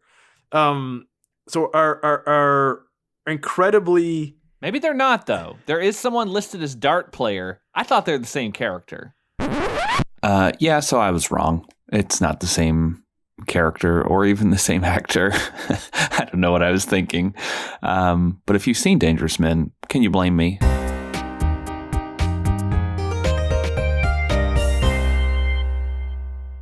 I could be wrong. Okay, her character makes no sense anyways, and his reaction to her character is borderline bullshit constantly. But we'll get to a bit more to that. But she's playing darts in a dress that shows off her assets. And the bikers, the world's least... they don't look dangerous. They don't look anything. They look like you took a bunch of guys who were...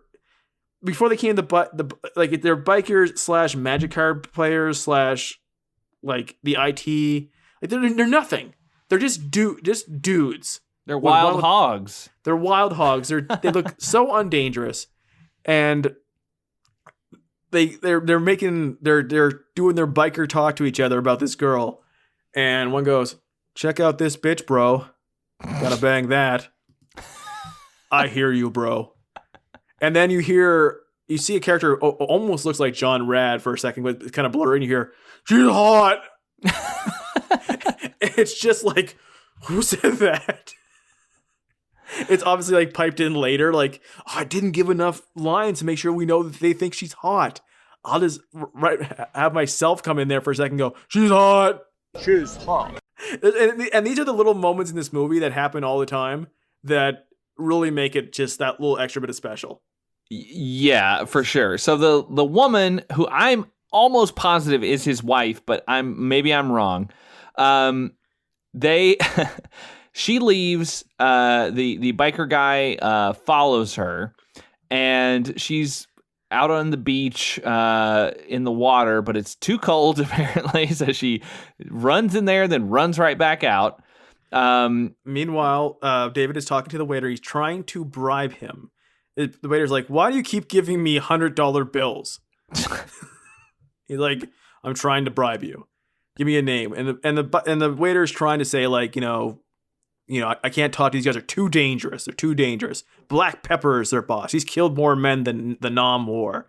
Which when you meet Black Pepper, you meet fucking Hulk Hogan. It's skinny Hulk Hogan. Yeah, in bibs. He's in overalls like he's in another bad creation. But they have this conversation, and then so as the one biker who's gonna go out and bang that bitch bro goes out after her, and and then the waiter's like, "He'll know the guy's name. But don't go after him. These guys are bad. They get very mad when one of theirs is killed, like as opposed to people not getting mad." And he goes, "So what should I call you if at your funeral when you get killed by these people?" And he's like, "My name's Clint Westwood." I don't know where he pulled that from his ass. And he goes, I guess I'll call you Clint Cuckoo.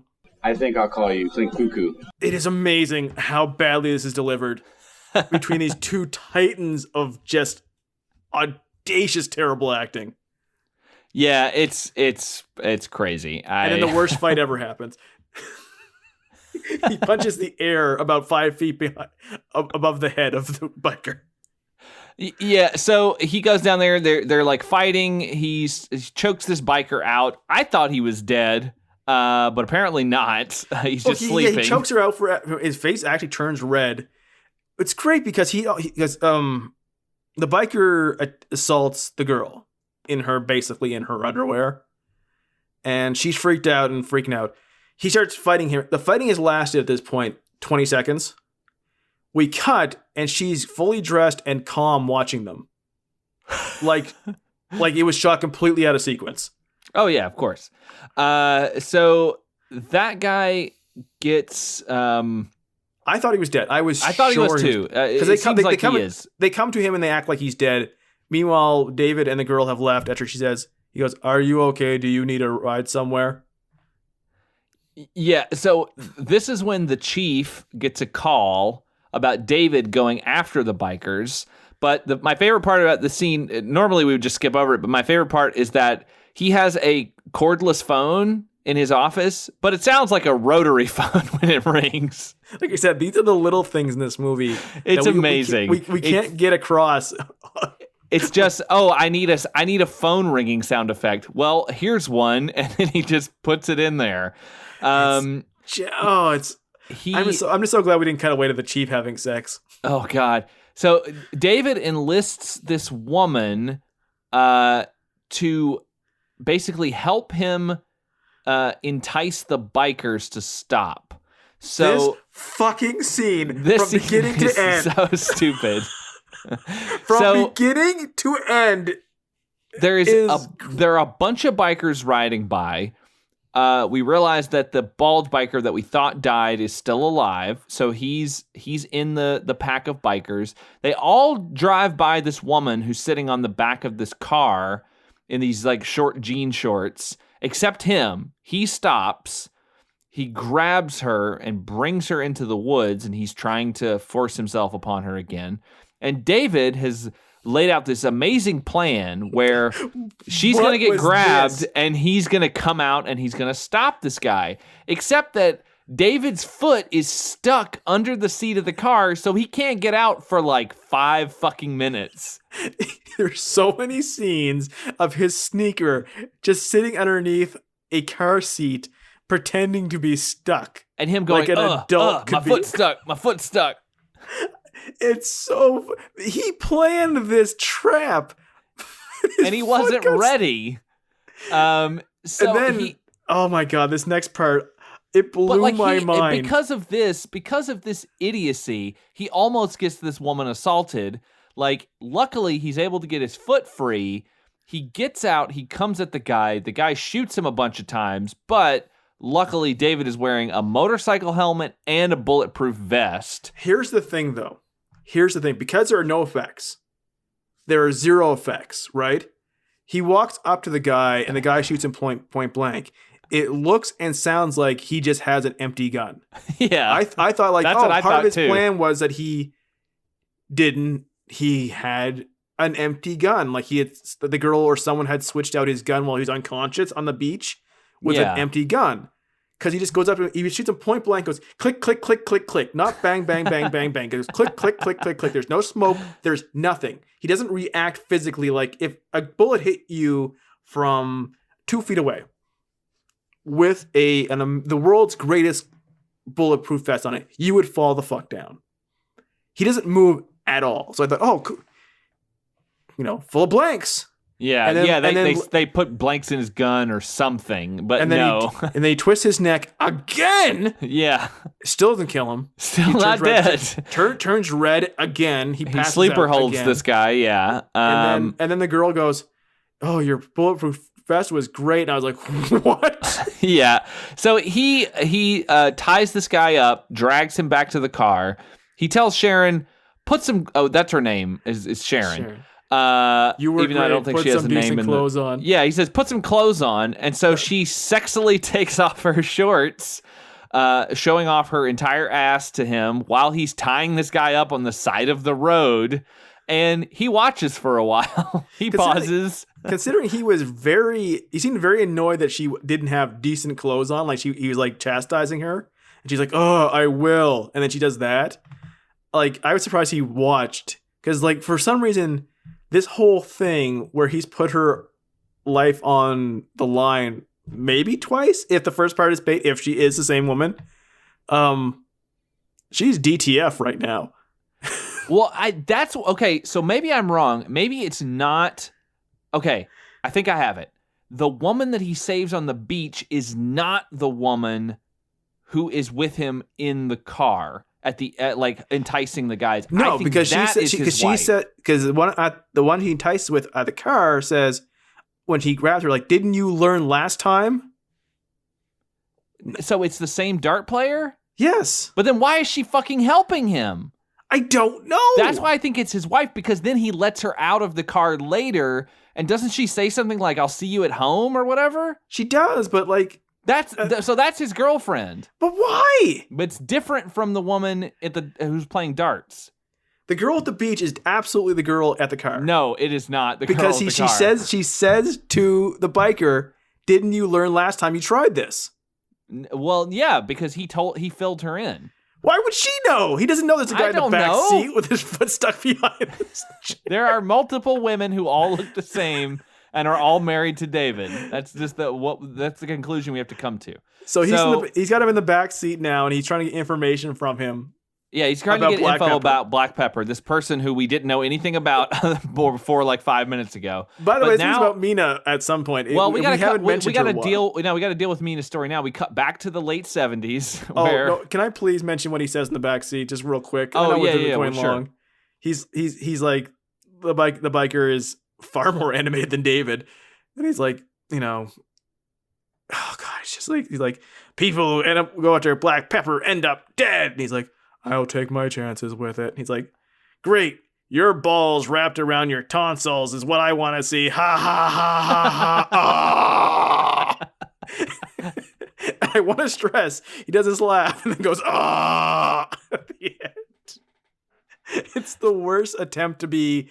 I think he's trying to seem like he's crazy, but it's awful. It sucks, yeah. So we cut back to the late 70s. The cops believe that Mina is their culprit, and there are some undercover cops following her. Did we talk about the FBI agent talking to the chief or something, but only see the back of his head? Yeah, that's right. You see the back of his head. He's like, "Yes, I've got everything. I've got all her information. I've even got a photo." Yep. And then they arrest her. The guy catches up to her, and he's like, "I'm a cop." And then that's it. Done. She is out of the movie. Finished. Like, she's done. Because this is now the story of Black Pepper versus David. Pepper until David is beaten unconscious. Death. Black Pepper had nothing to do with the death of Daniel, but so what? Okay. So we finally get to Black Pepper's house. We have Black Pepper and his woman who's wearing a Las Vegas Hard Rock Cafe baseball jersey. You can tell which decade this was filmed. And they're watching a belly dancer, basically in real time. A belly dancer? And they got this. I mean, I guess it matches the art in the room. They have a picture that was clearly from Iran, but there's all this. She's like doing this little strip dance for her in her Hard Rock Cafe baseball jersey and spandex biker shorts. Once again, I can tell you exactly what decade this was shot at. And then all of a sudden we get a close up on a belly dancer's face and like, what the fuck is this? Yeah. And then she's in the scene. They're performing for them. We watch basically her entire routine. His house, this leader of the gang who is killed more men than Vietnam, who is the police. I mean, he is the biggest criminal in the world. He appears to live in a small 3-room bedroom apartment. Because, like, the hallways are so small, and he just has this shitty couch. But, we've just been introduced to this character who we haven't seen before. We've been talked about Black Pepper, but we're finally meeting him. He looks like a fool. He's got long, stringy blonde hair like Hulk Hogan.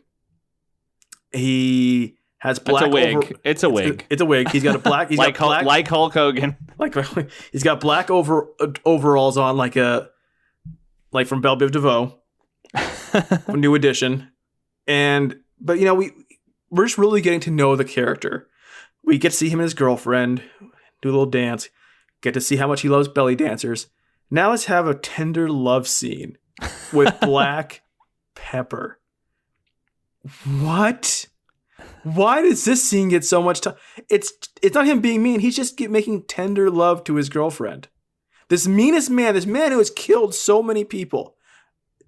Let's just have him watch belly dancer, I'm sorry, just one, and then make just tender, sweet love to his loving girlfriend, who he has a great relationship with. Why is this how they introduce this character? Why would you ever do this? It's very bizarre. We hear and see him kissing on her legs a lot, which is they have mic'd that audio very well because it's just very slurpy. It's very slurpy. So we get David's outside. There's a bunch of guards that show up and they're trying to hassle him. And a bunch of guards show up and they try to hassle him, but then a bunch of cops show up too and arrest the guards. And David's like, well, I'm going to go in and take out Black Pepper. But he doesn't go into the house. The other cop and another cop who we've never seen before are going in. The one cop, he's wearing a cool jean shirt with no sleeves. And they go inside. They find Black Pepper's girlfriend in his tiny bedroom, like 300 square feet. Yeah. Oh, because a guy comes in and tells Black Pepper that the cops are here, and we see Black Pepper's jockey shorts clad taint really close to the screen. The cop comes into the room, and the woman is underneath the sheet like a ghost, and they're like, take the sheet off. And so she finally comes out from under the sheet. It takes forever. She's just holding a bed sheet over her head, and they can't do anything about it. And they can't grab it. And then she just only covers her head, and they worry there's a grown man hiding. And that's so stupid. And the guy's like, "Where's Black Pepper?" And she's like, "In my heart," while she points at her chest. And don't worry, other cop who we have never met. He has a character. He's horny. Oh yeah, he's like, "Wow, she ain't got no clothes on." She's like, "Wow, she's fine." When he pulled all the sheet down, it's like, "Don't you care where Black Pepper is? I don't either." and then the best part is when he's like, handcuff her and take her away, and he's like, "But she ain't got no clothes on." And then she beats him up with bed karate. She doesn't get up, and she just kicks while she's laying down. He goes down. He's so bad. So the chief reveals that Mina was arrested. David sees Black Pepper. He goes after Black Pepper, and this is when I really noticed because Black Pepper's wearing sunglasses, and I was like, "Oh shit, Hulkamania is about to run wild all over David." And they have a punch out battle. They have a punch out battle, complete with sound effects from Punch Out, because it's the same fucking sound effect every time someone throws a punch. It is so repetitive. Like, it's not like they had 2 or 3 and they just shuffled them around. They had one, and they used it for every hit. So Glass Joe just gets dropped by Black Pepper. He basically has an 80-yard ouch every time he gets hit. Yeah. And then he finally falls down, and Black Pepper punches him in the face over and over again. Hero of the David out of the movie. Yeah, David's basically done for now. He's like, "Thank God the chief comes up like, "Thank God you're alive." I'm like, "Why?" I have to end this movie now, God damn it. So And Black Pepper runs away in the backyards of the suburbs for a while. And is Black fucking- Pepper's just stumbling around in the desert. Now, this was the moment where he could bring back weirdo naked guy who's wandering around, and he's like, oh, and he attacks Black Pepper, and Black Pepper shoots him or something. Like, that would be a way to tie this movie together. That man would be so old by the He time would this be. footage was- That would be the funniest part, though, is if they just got the same guy to come back, and he's like 20 years older, and he's like, I've been in this desert forever. So, did you expect him to walk into the apartment of a blind girl with a gun? No, he spots a house, and he goes up the hill to the house, and the chief is giving chase. Chief's like, I'll chase you to hell if I have to. Or this one house. And he goes into this woman's house, and it turns out she's blind. She's making knitting. a quilt. Yeah, she's knitting a quilt. And, well, she senses something, and by which I mean she hears Black Pepper go, whoa, maybe she's blind. So she luckily has, underneath her knitting, she has a gun. Because, I mean, she leaves the door unlocked, so She's a and blind, she's blind. lady living by herself. She never knows if some crazed criminal mastermind is going to come in, a guy who's killed more people than Vietnam, and she might need to defend herself. Here's the funniest part is, because once again, the movie fools me with its ability to not show guns going off, is that she gets up, he says, oh, maybe she's blind. She turns and shoots him right in the face. But apparently not, because That's how the movie should have ended. It would have been awesome if this woman killed Black Pepper. And then the chief comes in, he's like, oh, well, you got to go to jail now. it's no worse. No, it isn't. So she shoots at him, but he avoids it. Then he creeps around and comes up behind her. And as he attacks her, the chief runs in, gets him off the woman, puts handcuffs on him. Credits start rolling. And then the song. Don't worry, when he tries to take the gun from her, which this man who has killed more people than the Vietnamese War, he can't get the gun out of this blind woman's hands. But he does manage to show us her panties.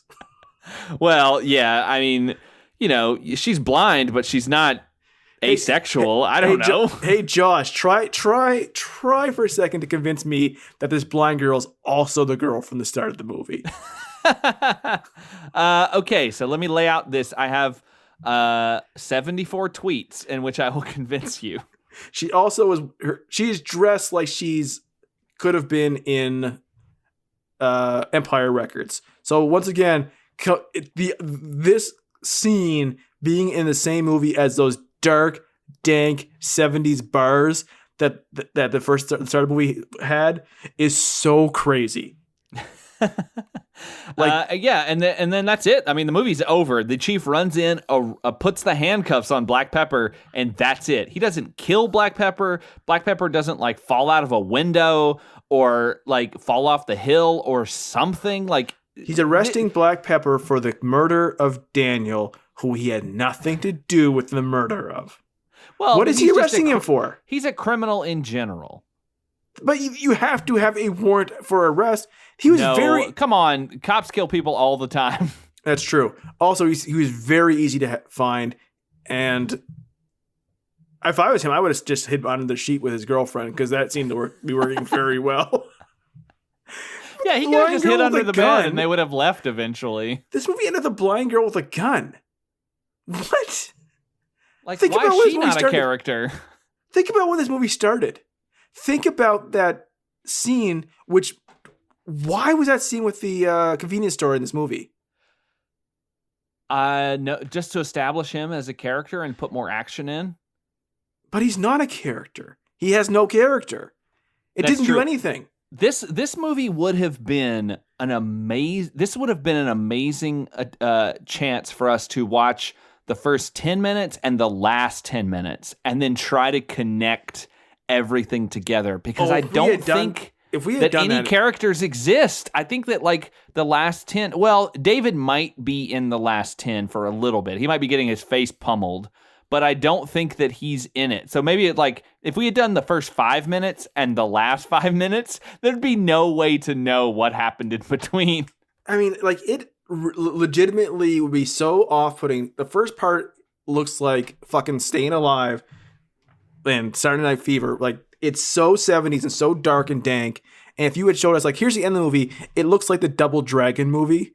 Like, I wouldn't fucking know what to do. Like, I was like, when Black Pepper's on the screen, his mortal enemy is not David or Mia or this thing. It's the surf ninjas.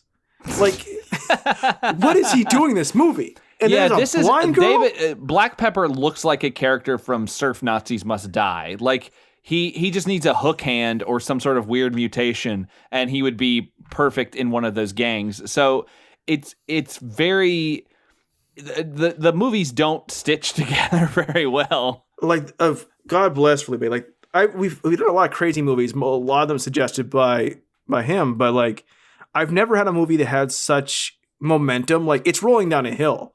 Like, the longer it goes, the more it just gathers steam as far as like never making sense. Yeah, and it's getting crazier.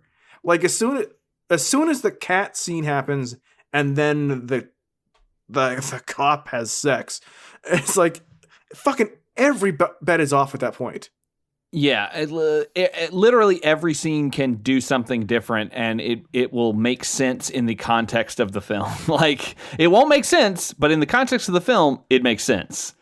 Oh my God. It's so... What was this? I'll be thinking about this for years. An excellent cinematic experience. Thank you, Felipe Sobrero. You are a wonderful patron of our show. You've given us a great movie that not a small percentage of our listening audience will get to hear, and you can know that you're getting better than they are. You've earned. Yeah.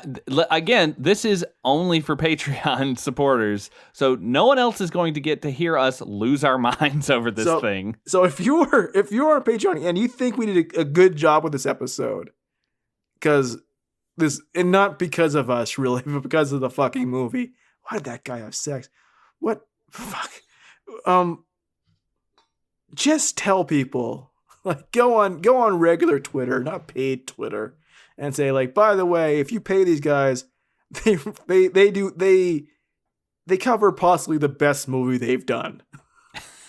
You're missing out the best one. It's a real shame that this is not on the main feed that other people can hear it. But actually, it's not really, because that is the benefit of being a Patreon supporter of predictocast. You get to hear us talk about something so crazy that I don't think we will ever top it on the main feed. I can't imagine anything topping from the second they enter Black Pepper's domicile, and there's this middle-aged woman doing belly dancing in his apartment.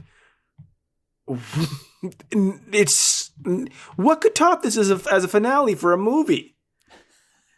She fucking hides under a sheet and they point a gun at her and they can't do shit because she's got a sheet up. Bulletproof sheet. It's bulletproof sheet. But yeah, I think we should wrap it up here. This is already probably going to be one of our longest episodes ever. There's so much, so we didn't even touch everything. So as I said at the beginning, there's no way we would do it justice because it's impossible to touch on every single weird fucking thing that's in this movie. You can twist this movie's neck over and over again and it won't die. Just when you think you've cracked the weird nut, you find out there's another nut inside it. Oh fuck! Well, thank you so much. Thanks for listening. Yes. I'm destroyed. And yes, thank you to everyone out there who is a Patreon supporter. Remember that if you support us at the $8 level, every month that you are an $8 supporter, your name will be entered in a drawing to pick a film for us. So this is the result of that. Felipe Sobrero was the winner this month, and he has really delivered something pretty incredible. But again, if you're at an $8 level, you will get a chance to pick something insane for us to watch. And just to be clear, because this question was posed to me, and I'm putting it out there as a possibility. We can do other things than movies. We can do TV shows. Obviously, we mentioned that on Jazz Taz. If you want to hear us talk about that weird Krampus spanking thing, we'll gladly do that. But if you also want us to look at Paintings, like. I was going to say, because the main question that had been asked is like comics or something like that. We would potentially do something like that as long as it's easily available for us to get.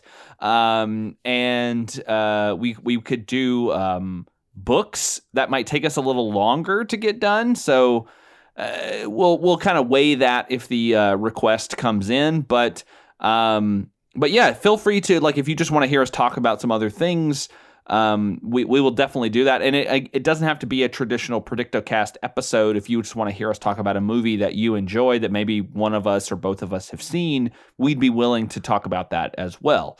So please don't limit yourself in what you might suggest to us for the $8 level. You are literally at the $8 level. Team No Limit. No fear, boys. But yes, thank you again for being a patron, and we'll see you next time on patrons only Predictocast. Until then, I've been Josh. You can call me Brian Cuckoo. We predict you'll join us next time. Thanks again.